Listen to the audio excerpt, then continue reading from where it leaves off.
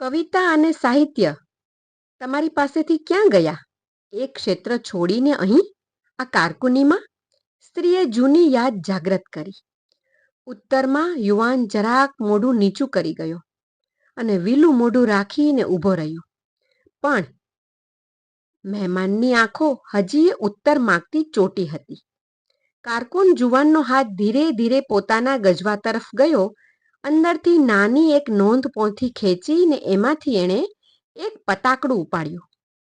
મહેમાન તરફ લંબાવી અને જવાબ આપ્યો, જોઈ લ્યો, કારકુની કરું છું શા માટે? શા માટે કવિતા અને સાહિત્યનું ક્ષેત્ર છોડી દીધું છે? એનો જવાબ તમને આ છબી આપશે.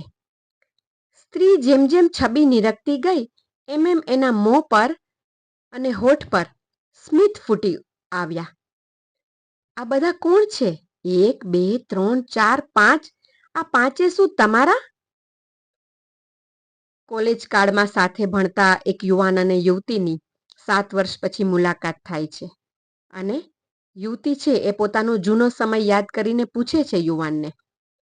આગળ યુવાને શું જવાબ આપ્યો અને વાર્તામાં આગળ શું બન્યું એ જાણવા માટે યુટ્યુબ પર વાચિકમ ગુજરાતી ચેનલ સબસ્ક્રાઈબ કરો, આપના મિત્ર વર્તુળ સાથે શેર કરો અને પૂરી વાર્તા સાંભળો.